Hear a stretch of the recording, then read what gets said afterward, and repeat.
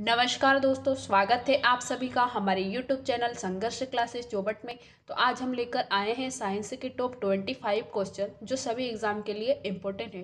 तो दोस्तों हम स्टार्ट करते हैं। क्या है हमारा पहला प्रश्न, रॉकेट किस सिद्धांत पर कार्य करता है? तो दोस्तों इसका सही आंसर होगा न्यूटन का तृतीय नियम। जो रॉकेट है वो किस सिद्धांत पर कार्य करता है? न्यूटन का तृतीय नियम। और दोस्तों न्यूटन का तृतीय नियम क्या कहता है कि प्रत्येक क्रिया के बराबर क्या होती है? विपरीत क्रिया होती है। ठीक है दोस्तों, तो हमारा सही आंसर पहला वाला होगा। तो हम आगे देखते हैं अगला प्रश्न। चलती हुई बस जब अचानक ब्रेक लगाती है तो उसमें बैठे हुए यात्री आगे की दिशा में गिरते हैं, इसको किसके द्वारा समझाया गया है? तो दोस्तों इसका सही आंसर होगा न्यूटन का पहला नियम। ठीक है दोस्तों, न्यूटन का पहला नियम हमारा सही आंसर होगा, क्योंकि न्यूटन के पहले नियम को ही क्या कहते हैं? जड़त्व का नियम भी कहते हैं। ठीक है दोस्तों, तो हमारा सही आंसर होगा दूसरा वाला। तो हम आगे देखते हैं। क्या है हमारा अगला प्रश्न? लो ये प्रश्न ही आ गया है, न्यूटन के पहले नियम को भी कहते हैं। तो दोस्तों न्यूटन के पहले नियम को ही क्या कहते हैं? जड़त्व का नियम भी कहते हैं। ठीक है दोस्तों, तो इसका सही आंसर क्या होगा? तो हम आगे बढ़ते हैं, अगला प्रश्न देखते हैं। अगला प्रश्न क्या है कि अश्व यदि एकाएक चलना प्रारंभ कर दे तो अश्वारोही के गिरने की आशंका का कारण है।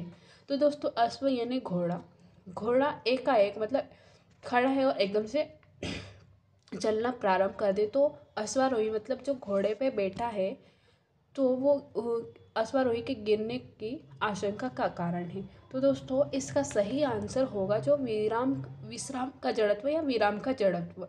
ठीक है दोस्तों, तो विराम के जड़त्व के कारण जो अश्वारोही होगा वो गिर जाता है, क्योंकि यानी घोड़ा खड़ा है और एकाएक चलना प्रारंभ कर देता है, तो गिरने की आशंका का कारण है विराम का जड़त्व या विश्राम का जड़त्व। ठीक है दोस्तों, तो हम आगे बढ़ते हैं, अगला प्रश्न देखते हैं।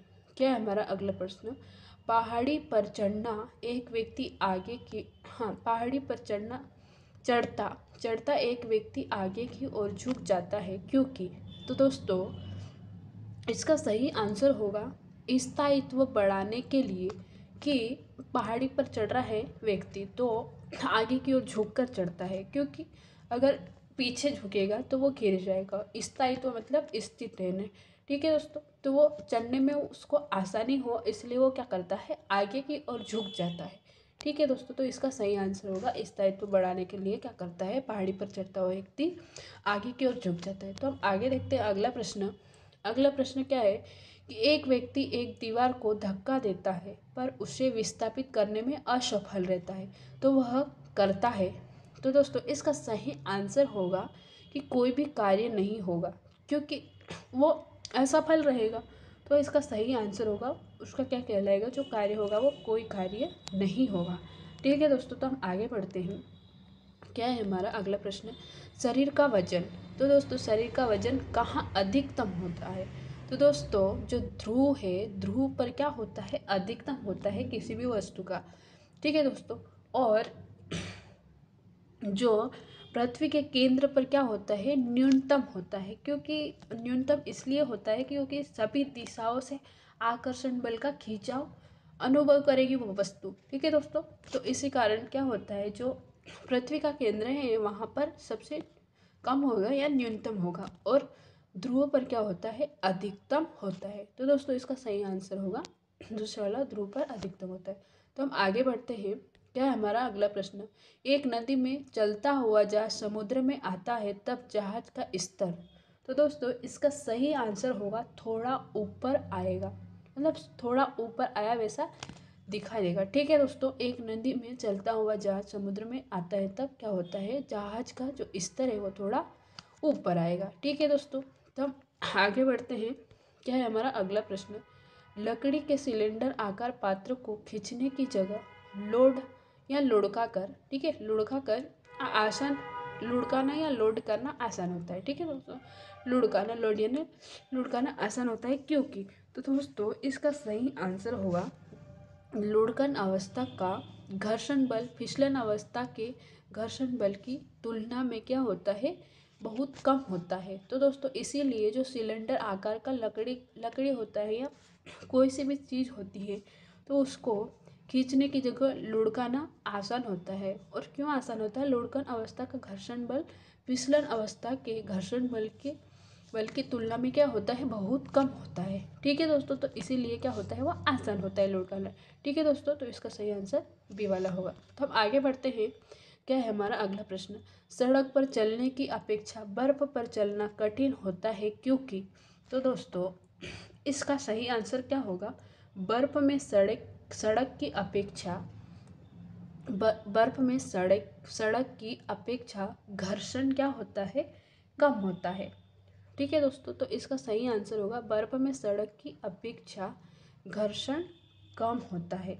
ठीक है दोस्तों, इसीलिए क्या होता है? सड़क पर चलना सरल होता है और बर्फ पर चलना कठिन होता है। ठीक है दोस्तों, तो हम आगे बढ़ते हैं। अगला प्रश्न देखते हैं। क्या है हमारा अगला प्रश्न? बर्फ पानी में तैरती है परंतु अल्कोहल डूब जाती है।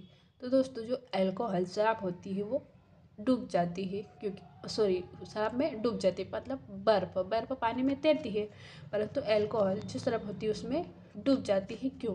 तो दोस्तों इसका सही आंसर होगा जो बर्फ है क्या है? बर्फ पानी से हल्की होती है तथा अल्कोहल से क्या होती है? भारी होती है। बर्फ क्या होती है? पानी से हल्की और अल्कोहल से भारी होती है। ठीक है दोस्तों, तो हम अगला प्रश्न देखते हैं। अगला प्रश्न क्या है हमारा? दलदल में फंसे व्यक्ति को लेट जाने की सलाह दी जाती है क्योंकि। जो दलदल में फंसा व्यक्ति होता है उसको क्या बोला जाता है? कि लेट जाने की सलाह दी जाती है। तो ऐसा क्यों बोला जाता है? क्योंकि क्षेत्रफल अधिक होने से जो दाब है वो क्या हो जाता है? कम हो जाता है। ठीक है दोस्तों, क्षेत्रफल, क्योंकि दलदल में फंसा है व्यक्ति तो खड़ा रहेगा तो पूरा वजन क्या एक जगह पड़ेगा, और जब वो लेट जाएगा तो क्या होगा? वो क्षेत्रफल में बढ़ जाएगा, मतलब क्षेत्रफल अधिक हो जाएगा और जो दाब है वो क्या होगा? कम हो जाएगा। तो दोस्तों इसीलिए दलदल में फंसे व्यक्ति को क्या बोला जाता है? कि लेट जाने की सलाह दी जाती है। ठीक है दोस्तों, तो हम आगे बढ़ते हैं। अगला प्रश्न देखते हैं। अगला प्रश्न क्या है कि जब बैरोमीटर का पारा अचानक गिर जाए तो यह किस बात का घातक है? तो दोस्तों जो बैरोमीटर है उसका पारा क्या होता है? अचानक गिर जाता है तो क्या होता है? आंधी आने की संभावना होती है। तो इसका सही आंसर होगा अचानक गिर जाएगा, मतलब आंधी आने की संभावना है। ठीक है दोस्तों, तो हम आगे बढ़ते हैं। अगला प्रश्न देखते हैं। अगला प्रश्न क्या है हमारा? ऊंचाई की जगह पर पानी 100 डिग्री सेल्सियस के नीचे तापमान पर क्यों उबलता है?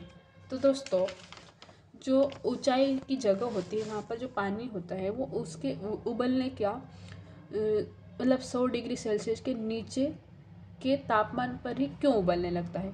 तो दोस्तों इसका सही आंसर होगा क्योंकि वायुमंडल दाब कम हो जाता है। जब ऊंचाई पर जाते हैं तो क्या होता है? वायुमंडलीय दाब कम हो जाता है, अतः उबलने का जो बिंदु होता है वो क्या हो जाता है? नीचे आ जाता है।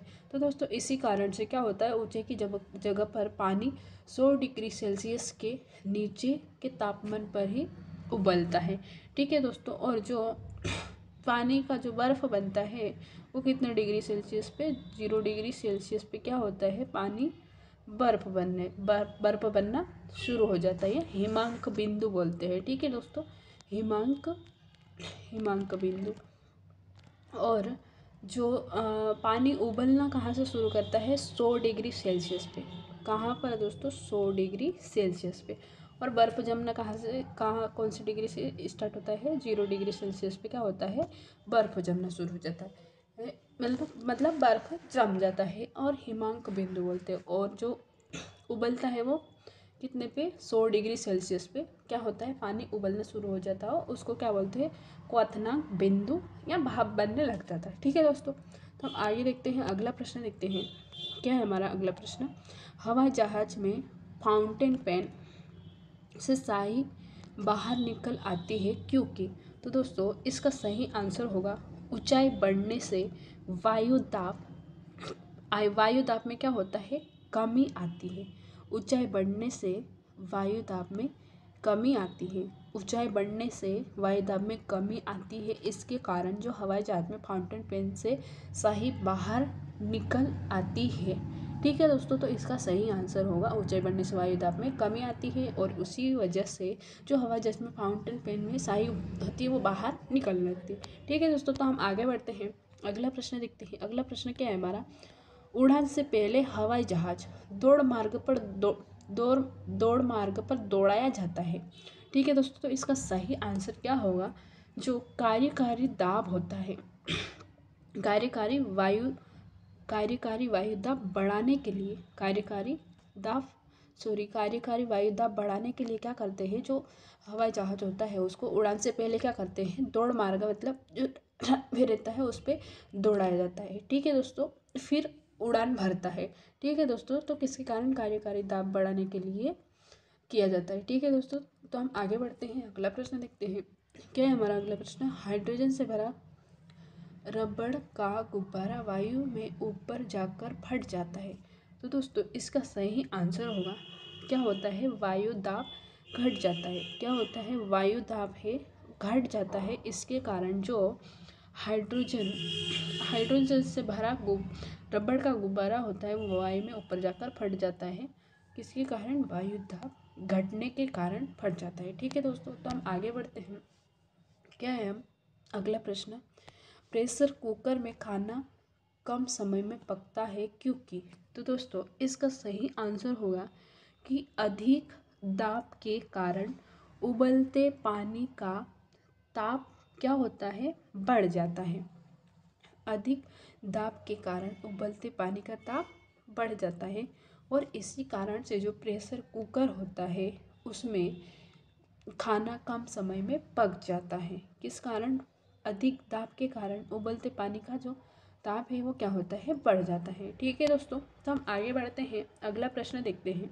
क्या है हमारा अगला प्रश्न, डायनेमो परिवर्तित करता है। तो दोस्तों इसका सही आंसर होगा, यांत्रिक ऊर्जा को विद्युत ऊर्जा में परिवर्तित करता है क्या, डायनेमो। ठीक है दोस्तों, तो हम आगे बढ़ते हैं। क्या है हमारा अगला प्रश्न, अगला प्रश्न है हमारा, निम्नलिखित में से किसमें गतिज ऊर्जा नहीं है।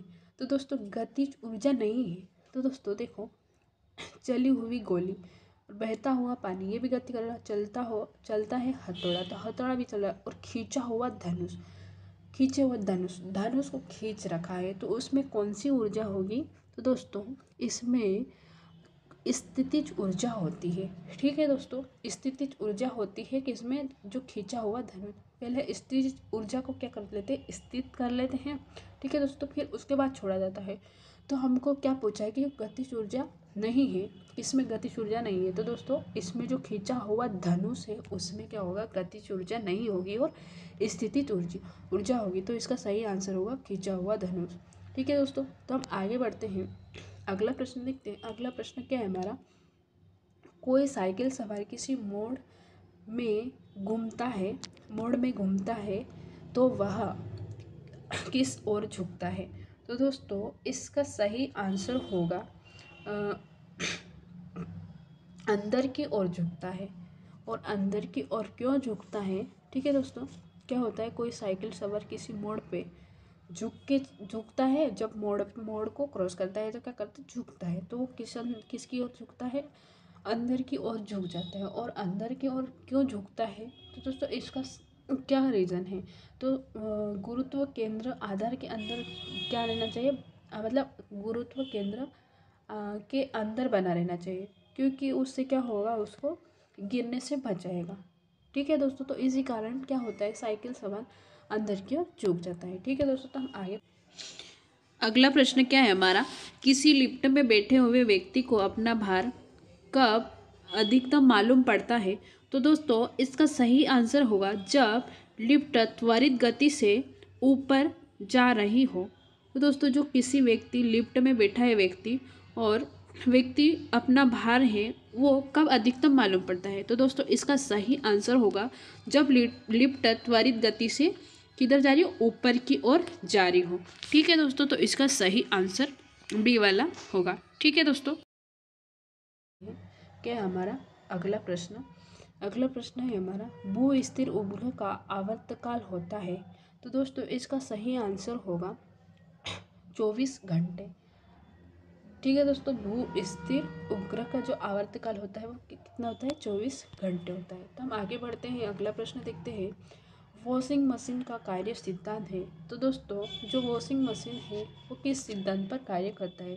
तो दोस्तों इसका सही आंसर होगा अपकेंद्रण, या अपकेंद्रीय बल या अपकेंद्रण होगा। ठीक है दोस्तों, अपकेंद्रण होगा। तो दोस्तों ये दोनों ऑप्शन एक जैसे हो गए हैं, तो दोस्तों इसका सही आंसर होगा अपकेंद्रण होगा। ठीक है दोस्तों, तो हम आगे बढ़ते हैं, अगला प्रश्न क्या है हमारा, ये प्रश्न इस वीडियो का लास्ट प्रश्न है। ठीक है दोस्तों, तो हम देखते हैं इस प्रश्न को, लोलर का आवर्तकाल किस पर निर्भर करता है। तो दोस्तों इसका सही आंसर क्या होगा आपको ये ठीक है दोस्तों, तो इसका सही आंसर क्या होगा आपको कमेंट में कमेंट करके बताना है कि इसका सही आंसर क्या होगा। ठीक है दोस्तों, तो हम आगे बढ़ते हैं, क्या है हमारा पिछली वीडियो का जो लास्ट क्वेश्चन था उसका सही आंसर क्या होगा। क्रिकेट के खिलाड़ी तेज़ी से आते हुए बॉल को क्यों अपने हाथों को पीछे खींच कर पकड़ता है। तो दोस्तों इसका सही आंसर होगा बॉल विश्राम की स्थिति में आ सके, इसीलिए खिलाड़ी क्या करता है, जब बॉल, ठीक है, बॉल को कैच करते समय अपने हाथों को पीछे खींचकर पकड़ता है। ठीक है दोस्तों, तो इसका सही आंसर ये होगा। ठीक है दोस्तों, तो वीडियो कैसा लगा कमेंट करके बताएं, तथा वीडियो को लाइक करें तथा अधिक से अधिक शेयर करें, तथा चैनल को अभी तक सब्सक्राइब नहीं किया है तो चैनल को सब्सक्राइब करें। धन्यवाद।